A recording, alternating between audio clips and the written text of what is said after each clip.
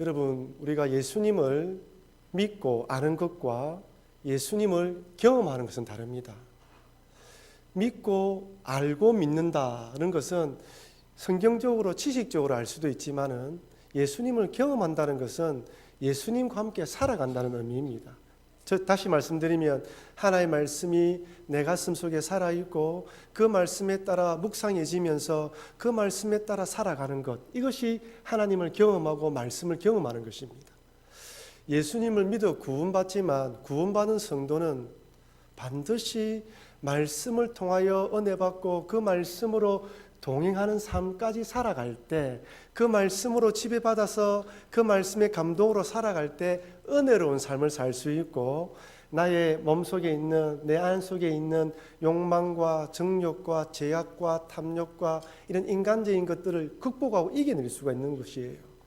그러나 내 마음속에 이런 하나님의 말씀과 은혜가 사라지면 점점점 내 욕심이 올라오고 내 옛날 기질이 올라오게 되어 있습니다. 그래서 매일매일 말씀으로, 기도로 하나님과 동행하면서 나는 죽고 예수님으로 살아가는 삶, 이것이 그리스도의 삶이라는 것을 기억하시면서 이 믿음으로 살아가시는 여러분과 제가 되길 바랍니다.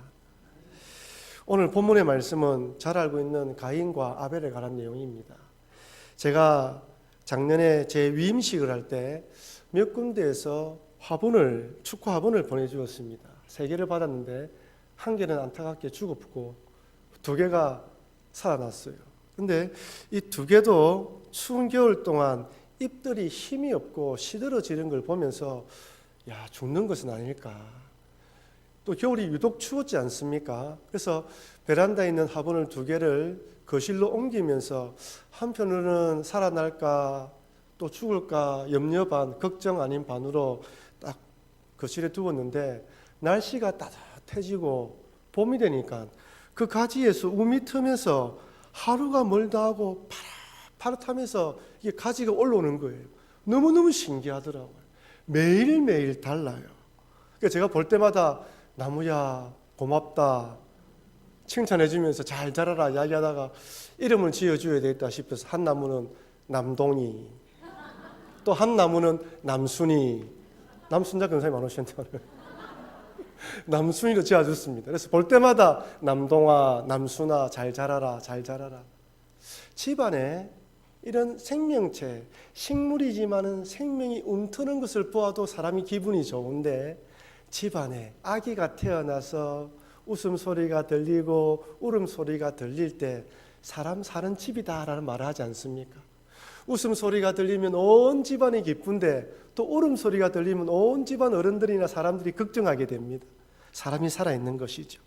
직장에 출근한 아빠를 빨리 집으로 돌아오게 만드는 마부과 같은 아이, 그죠? 또한 부모로서의 기쁨을 가져다 주는 것이 때로는 집에 태어난 갓난아이일 수가 있습니다. 물론 밤에 자지 않아서 놀아달라고 보채면 짜증나기도 하지만 또 그렇게 천진반연하게 웃는 아이 얼굴을 보면 또 짜증이 싹 사라지는 것이죠. 이 부모로서 자기 자식을 좋아하고 사랑하는 것은 당연하지만 또 할아버지, 할머니가 손자와 손녀를 사랑하는 마음은 또 남다른 것 같습니다. 왜냐하면 젊었을 때 아이가 태어날 때는 한참 먹고 살기에 바빠서 아이를 돌볼 시간이 없다가 이제 은퇴하시고 좀 여유가 있어서 손자, 손녀를 보면 너무 좋은 것입니다. 맞죠, 집사님? 예, 고개를 끄덕끄덕 하시네요. 너무 좋은 거예요. 2주 전에 호주와 뉴질랜드에서 목사님 2분이 부산을 방문하셨어요. 대양주 총회라고 하는데 호주, 뉴질랜드, 이 아시아 지역의 선교사님들, 한인교회들이 모여서 총회를 만드는데 대양주 총회입니다. 올해 6월 달에 이 대양주 총회가 부산에서 하기로 했다더라고요. 그래서 이 2 목사님이 부산을 방문하게 되었고 또 제가 아는 목사님에 대해서 식사를 같이 하게 되었습니다. 식사 도중에 총회장 되시는 목사님에게서 호주에서 어린 손녀가 이렇게 페이스북으로 영상통화가 온 거예요. 보이스톡으로. 근엄하게 이야기하다가 손녀가 이렇게 영상통화가 오니까 금방 한박 웃음을 지으면서 인자한 할아버지 모드로 딱 바뀌시던 거예요. 야, 별 수 없구나. 할아버지는 할아버지시구나. 이런 생각을 했습니다. 오늘 본문에 보면 에덴 동산에서 쫓겨난 아담과 하와가 첫 아들을 낳았습니다. 우리 1절 말씀 같이 한번 읽어볼까요? 아담이 그의 아내 하와와 이르되 내가 여호와로 말미암아 득남하였다 하니라. 아멘. 비록 신락은 에덴 동산에서 쫓겨났지만 하나님의 약속대로 생명이 태어났습니다. 그런데 하와는 자신이 수고하고 고통 가운데 생명을 낳았음에도 아이를 얻었음에도 불구하고 여호와로 말미암아 득남하였다고 고백합니다. 여기 여호와로 말미암았다 할 때 이 말미암았다는 히브리어 뜻이 도움이란 뜻입니다. 그러니까 여호와의 도움으로 아들을 낳았다는 거예요. 그렇다면 하나님께서 아들을 주었기 때문에 여호와의 도움이라고 말한 것일까요? 그것은 아니겠죠. 아들이기 때문이 아니라 이런 출산의 과정을 통하여서 하나님의 도움이 아니면 생명을 낳을 수 없다는 것을 깨달은 것입니다. 아마 제가 생각하기로는 하와는 난생 처음으로 이 출산의 고통, 이 뼈가 어그러지는 고통을 당했을 것입니다. 출산의 시간이 짧으면 짧을수록 고통이 덜하겠지만 길면 길수록 고통이 심하지 않습니까? 어쨌든 짧든 길든 하와는 상고의 고통 가운데 아이를 낳았고 그 고통 가운데 무엇을 했을까요? 하나님께 기도했겠죠. 하나님 도와달라고 부르짖었겠죠. 아마 우리 교회 다니시는 우리 여자 집사님들, 출산하시는 집사님들은 그 출산할 때 말은 하지 않아도 하나님 몇 번 불렀을 것입니다. 주여라고 불렀을 것이고 때로는 큰 소리로 또 불렀을 거예요. 그러면서 고통 가운데 하나님 빨리 아이를 낳게 해달라든지 좀 고통을 좀 경감시켜 달라든지 그런 과정을 통하여서 비록 아이는 내 몸에서 나오지만은 하나님의 은혜로 하나님의 도움으로 아이를 낳게 되는 것이구나라고 고백하게 되는 것이죠. 그래서 출산 후에 이 모든 것이 하나님의 은혜입니다라고 고백하는 것이 참된 신앙 고백인 것입니다. 여러분 제가 요즘 계속 기도하고 있는 주 중에 하나가 뭐냐면 우리 교회에 결혼한 젊은 부부들 가운데에 자녀가 생산되게 해달라고 기도하고 있습니다. 옛날 어르신 목사님들은 이런 기도를 많이 안 했던 것 같아요. 그걸 안 해도 결혼만 하면 자녀들이 2명이고 3명이고 많이 태어났지만 요즘은 여러 환경 요인으로 정말 이 아내와 남편이 건강함에도 불구하고 자녀가 생기지 않아서 기도하고 있는 분이 많이 있습니다. 오늘도 카톡을 하나 받았는데 목사님 기도 덕분으로 임신하게 되었습니다 라는 또 복된 소식을 듣고 참 감사하다고 생각했는데 참 감사한 거예요. 비록 둘이가 건강하지만 하나님의 은혜가 아니면 자녀를 가질 수도 없고 또 가진다 하더라도 요즘은 또 이렇게 유산하는 경우도 많아서 참 조심해야 되지 않습니까? 모든 과정들이 하나님의 세밀한 은혜라는 것입니다. 생명은 우리의 것이 아닙니다. 하나님 주시는 것이라는 것이죠. 아들 낳자 이름을 가인이라 지었습니다. 이 가인이라는 이름의 뜻이 재미있어요. 세우다, 건립하다, 획득하다, 얻다라는 뜻입니다. 즉 신락은 했지만 하나님께서 아들을 주셔서 새로운 인류의 역사, 생명이 태어나게 하심으로 하나님의 약속이 계속 진행되고 있다는 것을 깨달았던 거예요. 기쁨이었습니다. 하나님 여전히 우리를 돌보고 있구나, 약속은 진행되고 있구나 깨달았던 것이에요. 그래서 가인이라는 이름을 지었습니다. 우리 보통 부모님들은 첫 자식에 대한 애정이 깊지 않습니까? 물론 그렇다고 둘째, 셋째에 대한 사랑이 작다는 말이 아닙니다. 유독 첫째 아이에 대한 관심이 많고 더 애정을 쏟는다는 것이죠. 에덴 동산에서 쫓겨난 아담과 하와에게 가인은 장남 이상의 의미, 하나님의 약속이 계속 진행되고 있다는 새로운 희망의 뜻입니다. 얼마나 기쁘고 좋았겠습니까? 그런데 얼마의 시간이 흘렀는지 모르지만은 둘째를 임신하게 되었고 또 그를 낳고 보니까 아들이었어요. 그 이름을 아벨이라 지었습니다. 근데 아벨의 이름의 뜻이 재미있어요. 그 이름의 뜻이 무엇이냐면 24시다, 정발하다. 이 단어가 일반 명사로 사용될 때는 허무, 허탄의 뜻입니다. 첫 아이는 기쁨이에요. 건립하다, 세보다 새로운 희망을 발견합니다. 둘째 아이들은 허무, 허탄하다, 숨을 쉬어버리면 정발되는 것이다는 뜻의 이런 이름을 지었습니다. 과연 첫째 아들과 둘째 아들을 낳는 이 사이에 무엇을 발견했기에 둘째 아들의 이름을 이렇게 지었을까요?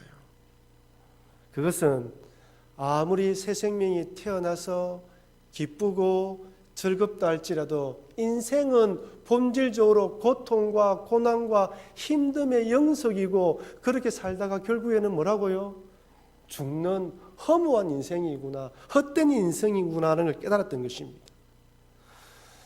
여러분, 인생살이 살아가면서 복되고 좋은 일만 있으면 얼마나 좋겠습니까? 하지만 밤잠을 자지 못하는 일들, 그런 걱정과 근심거리들이 동시에 일어나기도 합니다. 인생을 살아가면서 넘어야 할 고비들이 얼마나 많은지 몰라요.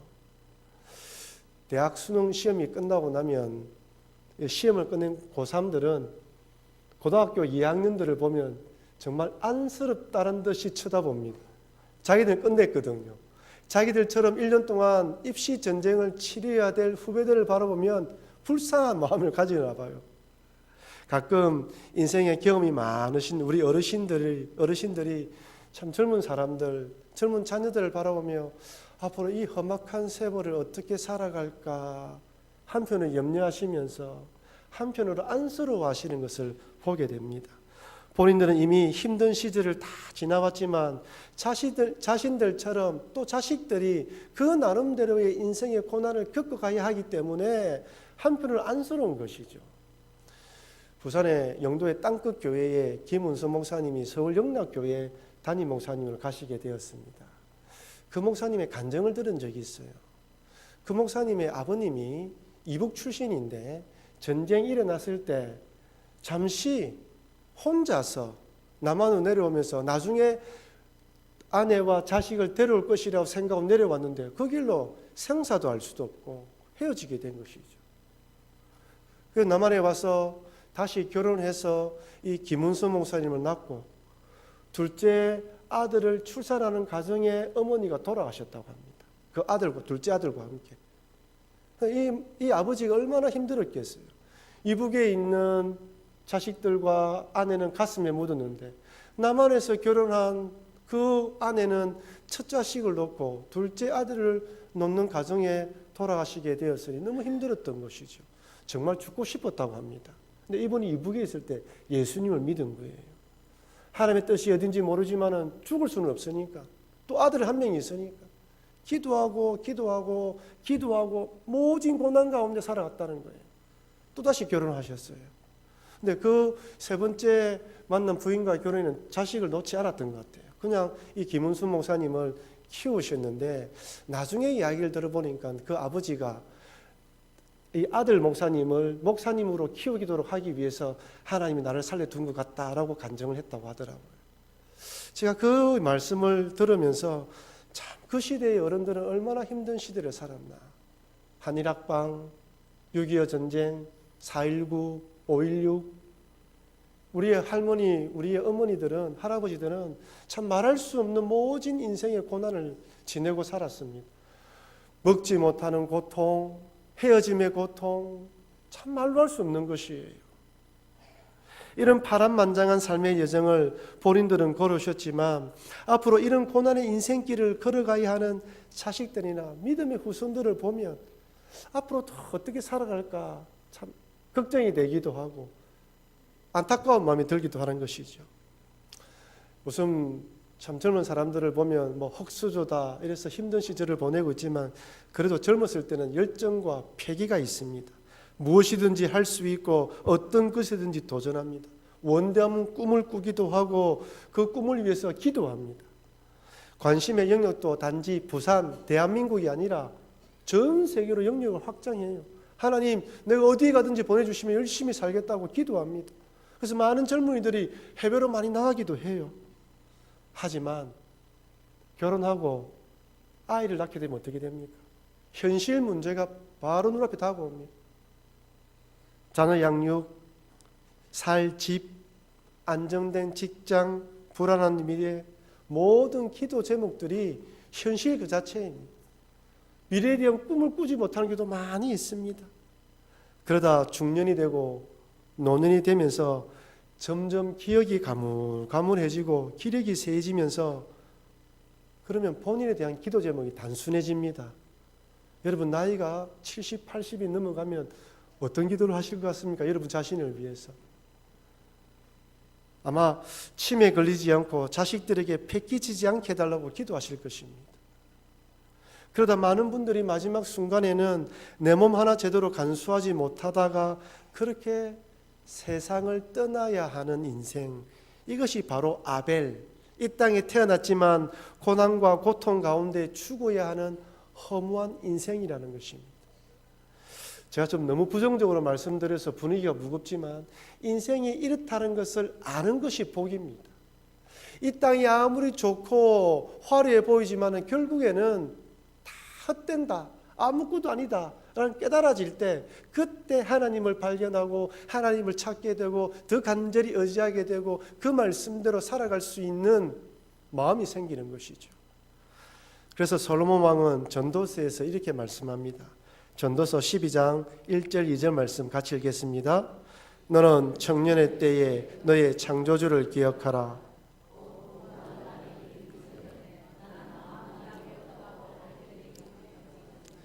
해와 빛과 달과 별들이 어둡기 전에 비 뒤에 구름이 다시 일어나기 전에 그리하라. 아멘. 청년의 때에 너의 창조주를 기억하라. 참 청년의 때에 돈 많이 벌어라, 네 인생을 위해 살아라 말씀하지 않습니다. 하나님을 기억해라.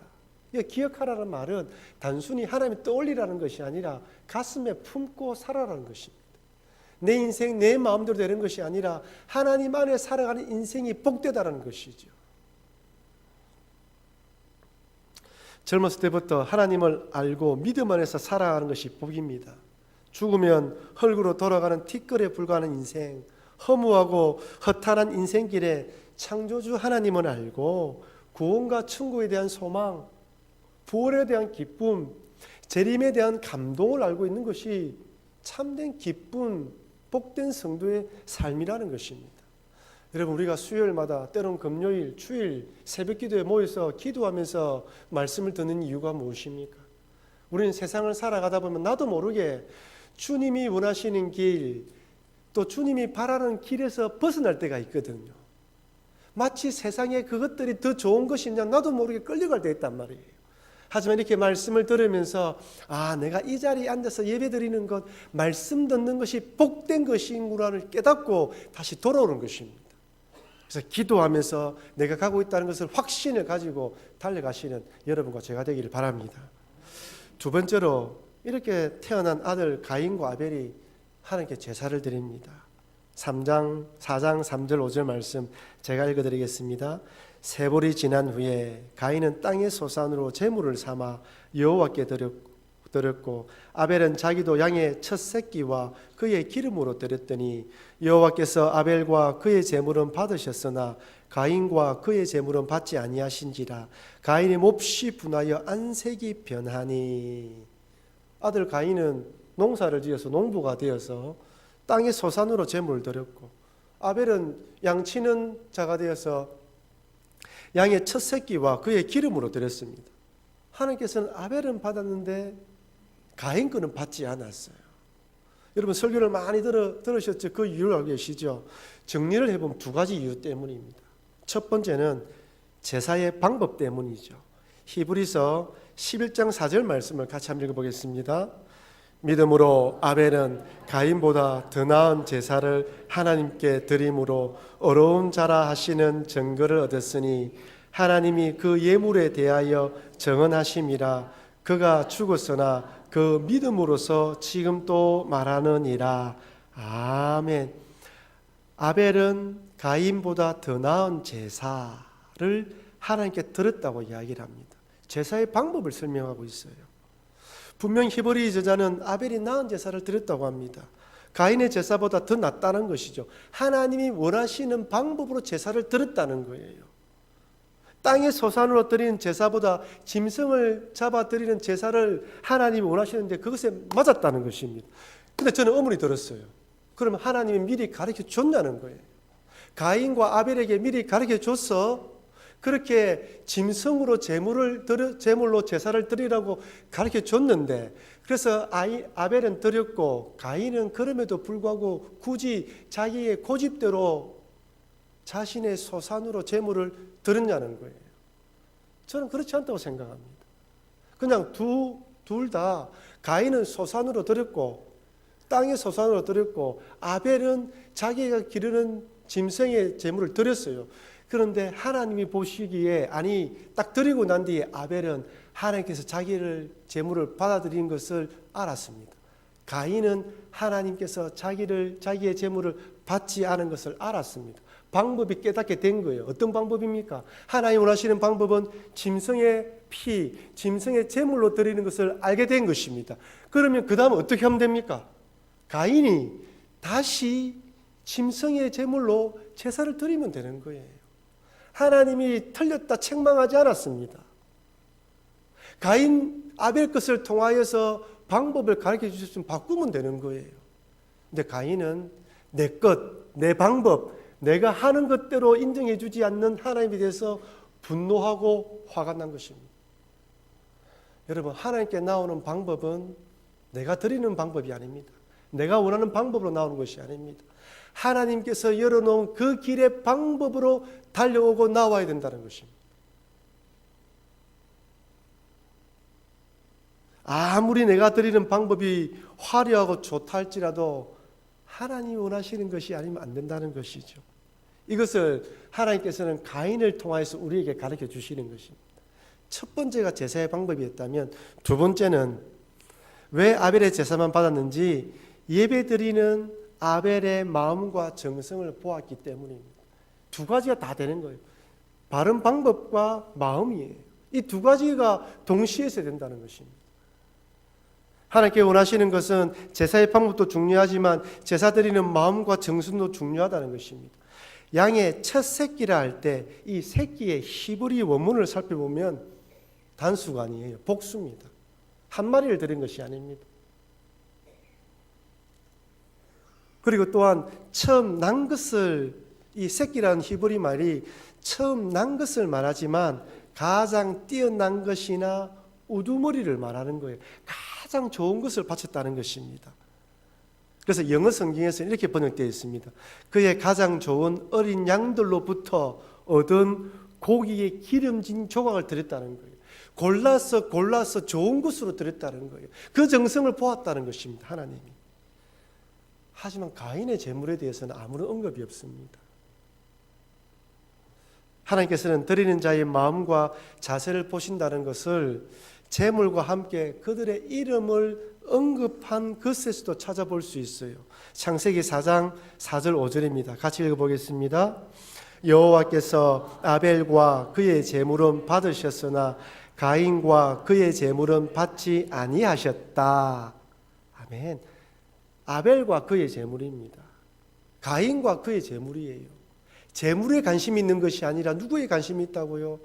드리는 자의 마음에 관심이 있다는 것입니다. 우리 레위기에 보면 번제, 소제, 속제제 이래가 제사 방법이 나오지 않습니까? 하나님께서 백성들에게 가르칠 때 무엇을 가르치냐면 형편에 따라서 소나 양이나 염소나 비둘기 가져오라 이야기해요. 형편에 따라서 가져오면 됩니다. 중요한 건 마음이에요. 어릴 때 우리 믿음의 부모님들은 자녀들에게 하나님 앞에 예배드리는 자세에 대해서 참 많이 강조했습니다. 주일날 좋은 옷을 입고 정성스럽게 준비한 예물을 드려라. 헌금 드릴 때도 구겨진 지폐를 다리거나 꼭 은혜에 가셔서 깨끗한 지폐로 드리지 않았습니까? 예배 드릴 때도 딴짓하는 것은 상상도 못하는 일이죠. 요즘처럼 예배 중간에 핸드폰 벨을 울리는 것은 상상도 할 수 없습니다. 제가 중학교 때인지 고등학교 때인지 기억이 잘 나지 않지만 제가 재경교회 다녔을 때니까 아마 어르신들도 마찬가지일 것인데 주일 오전 예배를 드리고 있는데 예배 중간에 갓난아기가 울기 시작했습니다. 옛날에는 아이가 울면 번개처럼 밖으로 나가지 않았습니까? 이분이 좀 뭐가 사정이 있었는지 보통 나가는 속도보다 좀 느렸어요. 그래서 한 집사님이 예배 도중에 왜 빨리 아이를 데리고 나가지 않느냐 큰 소리를 치는 거예요. 깜짝 놀랐습니다. 오히려 그 집사님 고함 소리에 예배에 더 방해되었어요. 하지만 옛날에는 그만큼 예배 드리는 것 소중히 생각했거든요. 방해되지 않도록 집중해 만들었습니다. 이처럼 아벨은 하나님께서 받으시기에 합당한 마음과 정성을 다해 제사를 드렸습니다. 하지만 가인은 그렇지 않았던 것 같습니다. 가인이 그렇지 않았다는 것은 그가 보인 반응을 통해서도 알 수 있습니다. 가인이 하나님께서 자신의 재물을 받지 않자 분노하며 안색이 변했다고 이야기를 합니다. 겸손한 마음으로 하나님 무엇이든지 말씀하시면 제가 고치겠습니다라는 겸손한 마음으로 드렸다면 그렇게 얼굴이 안색이 하나님 앞에서는 변하지 않았을 것이라 생각됩니다. 교만한 것이죠. 내가 맞는데 하나님 틀렸지 않습니까? 자기 것을 주장하는 마음이라는 거예요. 하나님께서는 로마서에서 이렇게 우리에게 예배를 드리라고 말씀합니다. 로마서 12장 1절 2절 말씀 같이 한번 읽어보겠습니다. 그러므로 형제들아 내가 하나님의 모든 자비하심으로 너희를 권하노니 너희 몸을 하나님이 기뻐하시는 거룩한 산 제물로 드리라. 이는 너희가 드릴 영적 예배니라. 너희는 이 세대를 본받지 말고 오직 마음을 새롭게 함으로 변화를 받아 하나님의 선하시고 기뻐하시고 온전한 뜻이 무엇인지 분별하도록 하라. 아멘. 산 제물로 드리라고 말씀하시면서 이 세대를 본받지 말고 오직 마음을 새롭게 하고요, 변화를 받고 하나님의 선하시고 기뻐하시고 온전한 뜻이 무엇인지 분별하고 바라보고 생각하면서 나와서 예배드리고 또한 삶으로 살아드리는 것이 산 제물로 예배드리는 것이라고 말씀합니다. 그러니 여러분 하나님께 나올 때뿐만 아니라 일상 삶 가운데서도 이런 마음으로 예배드리시고 이런 마음으로 하나님을 기쁘시게 드리는 여러분과 제가 되어야 한다는 것입니다. 사랑하는 성도 여러분, 아무리 이 땅이 좋다 할지라도 수고와 고통 가운데 살다가 결국에는 죽음으로 끝나는 것이 인생입니다. 허무하고 허탄한 것이죠. 이 인생 가운데 창조주 하나님을 기억하며 사는 것, 하나님 안에서 믿음으로 살아가는 것이 복된 것임을 잊지 마시기를 바랍니다. 그리고 하나님께서 받으시는 제사는 하나님께서 알려주신 방법으로 정성을 다해 드리는 것, 나의 모든 것을 산 제물로 드리는 것이라는 것을 꼭 기억하시면서 여러분 설교 말씀을 듣고 잊어버리고 내 삶에 적용하지 않으면 아무 의미가 없습니다. 한번 딱 기억하시면서 다시 한번 내가 어떤 자세로 하나님께 예배드려야 될지, 어떤 믿음으로 살아가야 할지 기도하시면서 결단하시고 또한 적용하시면서 살아드리는 여러분과 제가 되길 주의 이름으로 축원합니다.